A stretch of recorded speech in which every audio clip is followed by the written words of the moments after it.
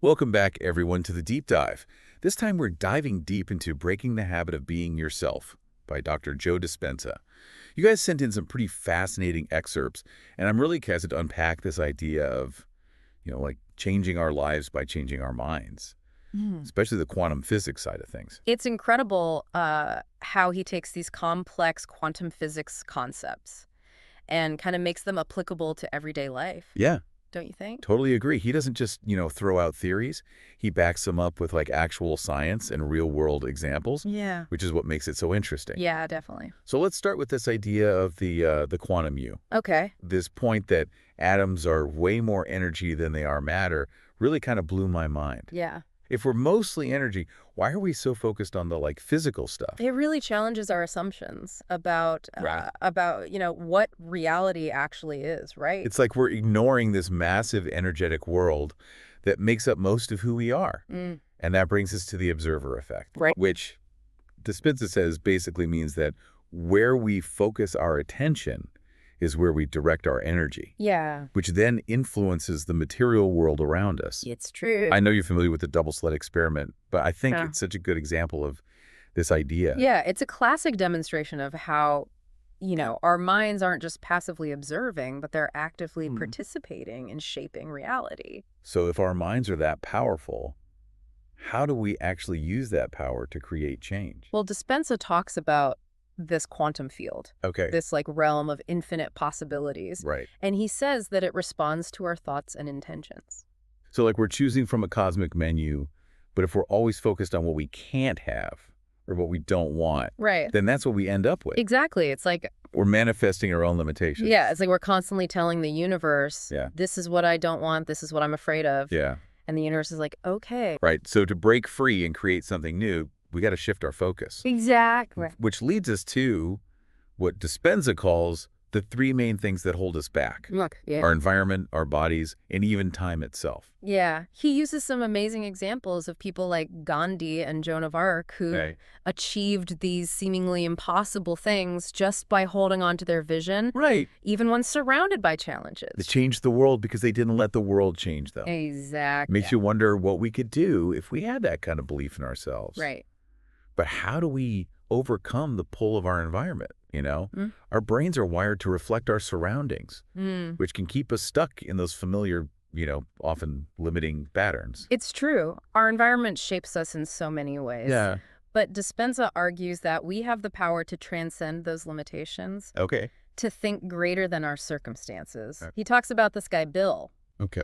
Bill was a roofing contractor who was battling cancer. Oh, wow. And, That's tough. yeah. But Bill refused to let his diagnosis define him. Good for him. And he actively worked to shift his mindset Okay. and his emotional patterns. Interesting. And Dispenza suggests that this actually had a positive impact on his health.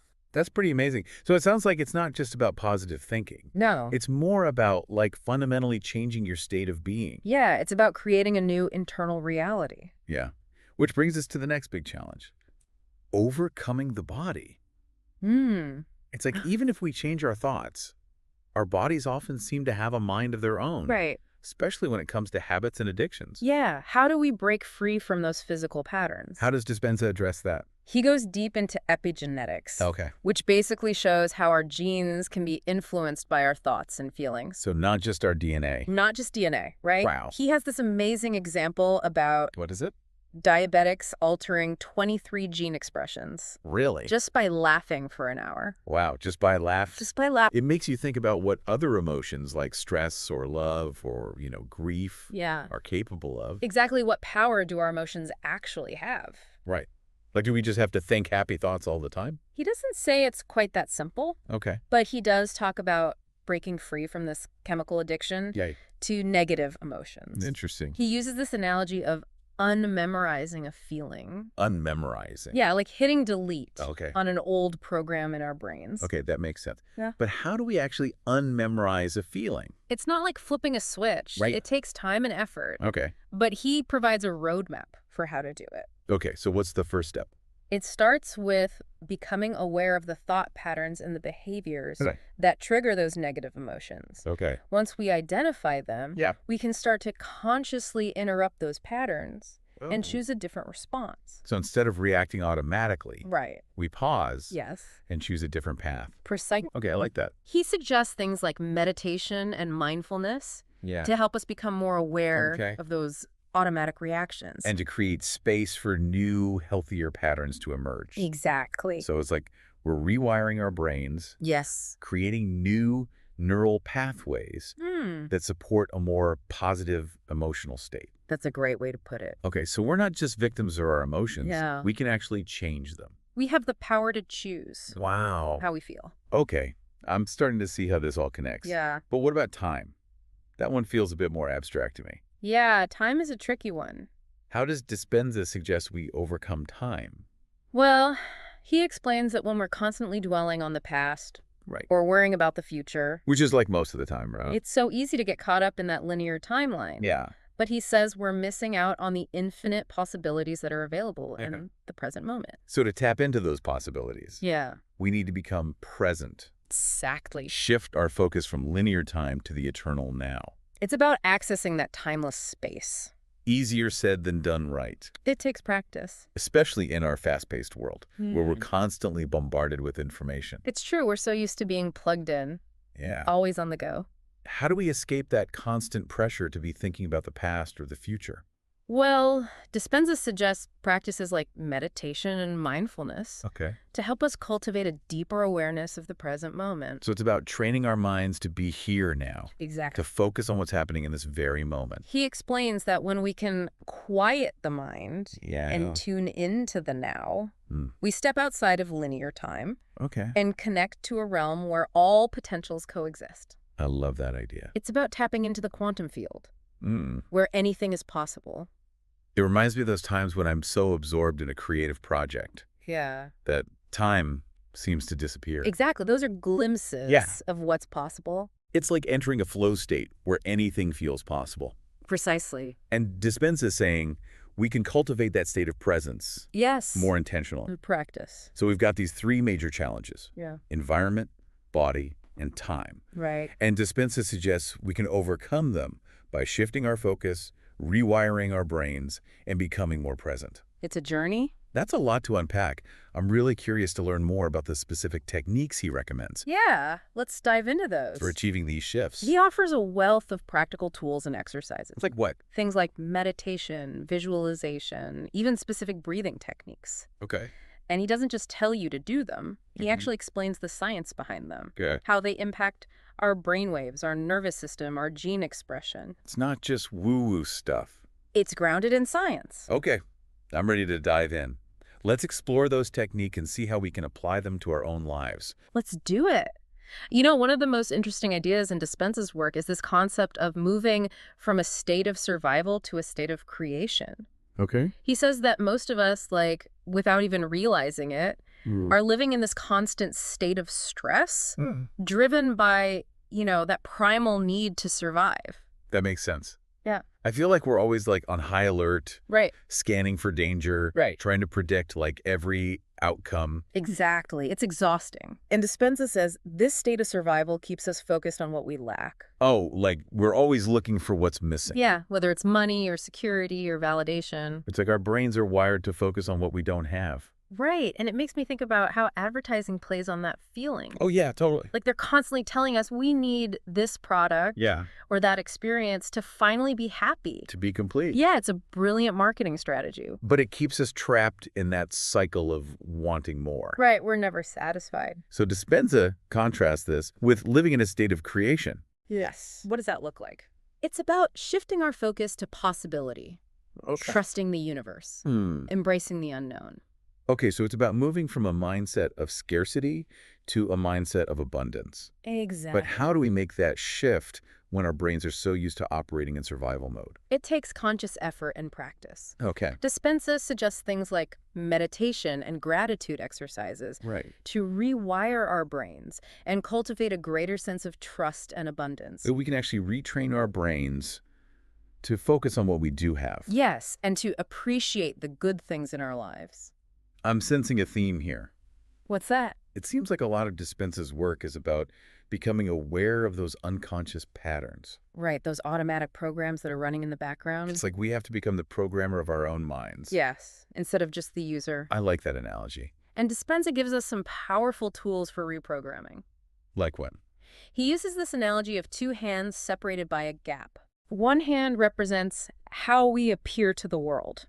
Okay. You know, the persona we project. Right, like the mask we wear. Exactly. Okay.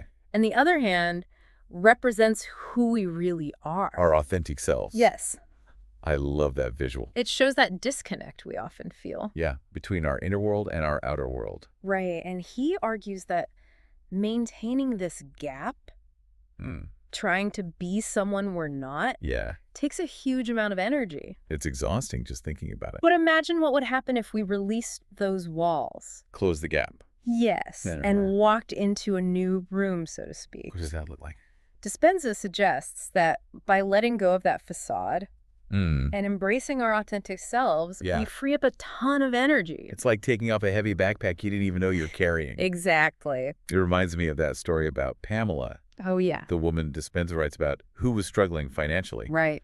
Part of her transformation involved letting go of resentment and embracing abundance. Yeah, and soon after, she experienced all these financial windfalls. It's a powerful example of how our internal state can shape our external reality. Absolutely. But, you know, letting go of those deep patterns, Especially negative emotions. it can be really challenging. Yeah, it's like they're wired into our nervous system. It takes time and patience. So how do we break free from those old patterns and create new ones that serve us better? It's a process. Okay. And Dispenza emphasizes the importance of becoming aware of our unconscious habits. Those automatic reactions and ingrained thought patterns. Yeah, the things that keep us stuck. So it's about waking up from that autopilot state Exactly. and becoming more conscious of what's happening in our minds. He suggests practices like journaling and mindfulness Okay. to bring those unconscious patterns into the light of awareness. So once we see them clearly, We can choose to change them. it's like updating the software of our minds, Exactly. We already have the hardware. the neural circuitry. Right. It's just a matter of reprogramming those circuits. Okay, so how do we reprogram our brains? Well, one of the key concepts he explores is brainwave states. Okay, I've heard of those. You know, different brainwave frequencies like alpha and beta, Yeah. they correspond to different states of consciousness. Okay, so beta is associated with like alertness and focus. Right. And alpha is more relaxed and receptive. Exactly, often linked to creativity and meditation. So it's like shifting gears in our minds, Yes, we can move from a busy analytical state to a calm, open state. depending on what we're trying to achieve. And Dispenza suggests that by consciously shifting our brainwave frequencies, we can access different states of consciousness and tap into different potentials within ourselves. So how do we actually shift our brainwave states? It can be as simple as deciding to relax, but it often takes practice. Right. He recommends techniques like deep breathing exercises, Okay. guided meditations, even binaural beats. What are those? They're auditory illusions that help induce specific brainwave frequencies. He argues that the alpha state is ideal for reprogramming limiting beliefs and installing new, empowering patterns. Because it allows us to access the subconscious mind more easily. Exactly. So we're essentially hacking our brains to create positive change. In a way, yes. That's fascinating. He also talks about these monks who could... Monks. Yeah, Buddhist monks Okay. who, through deep meditation, could enter this state of profound coherence. And they were actually sending out waves of love and compassion Wow. that could be measured by scientific instruments. Really? Their thoughts were creating measurable changes in their environment. It's pretty remarkable. It makes you wonder what we could all achieve Right. if we tapped into that level of mental and emotional mastery. It highlights the power of the mind. Yeah. And Dispenza is providing us with a roadmap. Exactly. He gives us specific techniques and exercises to train our minds To shift our brainwave states. and create the reality we desire. It's like he's giving us a user manual for our own consciousness. I like that. Okay, so we've talked about the mind, Yeah? but Dispenza also emphasizes that we're not just physical beings, but also energetic beings. Right. We're all energy. What does that mean in practical terms? He explains that we're constantly exchanging energy with the world around us. And our thoughts and feelings and actions all have an energetic signature. It's like we're walking antennas. Yes, constantly emitting and receiving energy. So our energy is kind of like a vibe we're putting out into the world. Exactly. And that vibe can be positive or negative, depending on our internal state. Right. And Dispenza says that by becoming conscious of our energy, we can learn to manage it more effectively. Okay. He suggests that when we're stuck in negative emotions, Like fear, anger, resentment. yeah, our energy becomes constricted and dense. But when we shift into positive emotion, Of joy, gratitude. our energy becomes more expansive and light. So we're literally changing our vibrational frequency. Yeah, depending on how we're feeling. Wow. And Dispenza points to research showing that our emotions have a direct impact on our physical health. It's true. Negative emotions can suppress our immune system. And contribute to disease. And positive emotions can boost our immunity and promote healing. Exactly. So it's not just about feeling good. Right. It's about creating a state of energetic coherence. That supports our overall well-being. And I'm guessing this energetic coherence also plays a role in manifesting our desires. Absolutely. Dispenza says that when our thoughts, feelings, and actions are aligned with our intentions, we create this powerful, energetic vortex that draws our desired reality toward us. It's like becoming a magnet for what we want. Exactly. Okay, so how do we create that energetic alignment? He talks about focusing on the feeling of having what we want Okay. rather than the lack of it. So instead of dwelling on what we don't have, Right. we focus on the feeling of already having it. Exactly. Interesting. He suggests practicing gratitude for what we already have, visualizing our desires as if they're already fulfilled, and acting as if we're already living in that desired reality. So it's about shifting our energy from a state of lack to a state of abundance. Yes. From fear to trust. From constriction to expansion. It's about becoming conscious creators of our own reality. Exactly. This is pretty powerful stuff. It is. But he also acknowledges that this process isn't always easy, right? Oh, absolutely. He's very clear about that. Okay. He says transformation requires effort, commitment, and consistent practice. But the rewards are worth it. He says they're immeasurable. Okay, so as we break free from those limiting patterns, Tap into our true potential. yeah, We experience a profound sense of freedom, Yeah. joy, and purpose. cool. This has been an incredibly insightful conversation. Yeah, it's fascinating stuff. We've explored some really deep concepts today, We have. from the observer effect to brainwave states. To the power of energy. I'm feeling inspired to put some of these ideas into practice. Me Before we wrap up, can we go back to Dispenza's specific steps for change? Absolutely. Let's break down that process. All right, so let's talk about those steps for change. Okay. I know Dispenza lays out like this clear process for transforming our lives, Right. but it's easy to get lost in those big picture concepts. Yeah. It's like having all the ingredients for an amazing meal, but Yeah. you need a recipe to put it all together. Exactly. So what's the first step in this recipe for change? The first step is recognizing. Okay. And like we've been talking about, it's about becoming aware of those thoughts, feelings, and behaviors that we want to change. Okay. You know, those habits of mind and body that keep us stuck. The ones that aren't giving us the results that we want. Exactly. So it's not about like beating ourselves up for having these patterns. It's just acknowledging that they're there. Yeah, just noticing them. Shining a light on those unconscious programs so we can choose to run something different. Right, and he encourages us to be really specific, Yeah. you know? Like, what are the exact thoughts that keep popping up? What are the emotions that tend to dominate our experience? Yeah. And what are those behaviors we keep repeating even though they don't really serve us? So it's like taking inventory, Yeah, identifying the areas where we want to focus our attention. right. And then that brings us to the next step, which is admitting. Okay. This is where we acknowledge those patterns, you know? Yeah. Not just to ourselves, but also to a higher power. Okay. It's a way of surrendering those patterns to something greater.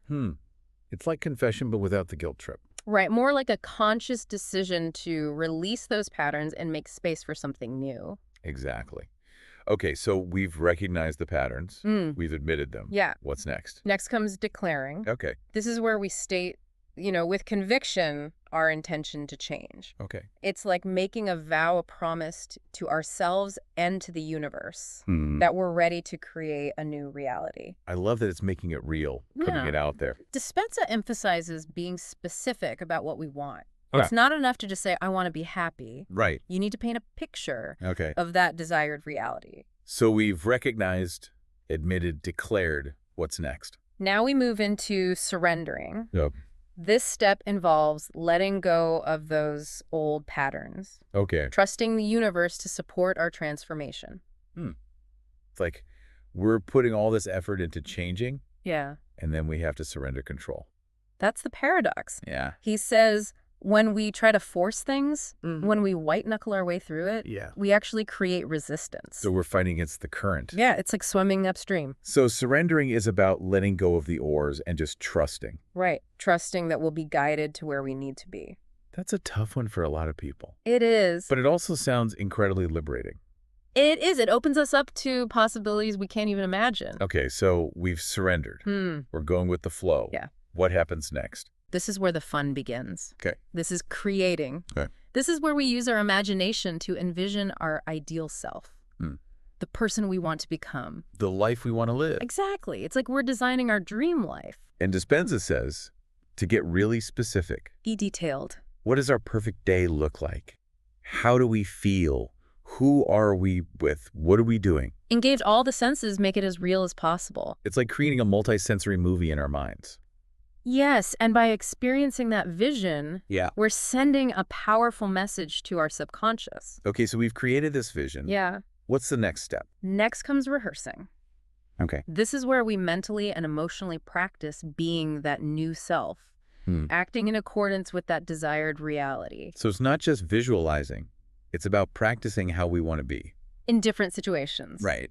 He says to mentally rehearse different scenarios. Okay. To imagine how we'd respond to challenges in new ways. Like running through different possibilities in our mind? Exactly. And to actually feel the emotions we would experience in those situations. Okay, so we're training our minds and bodies for a new way of being.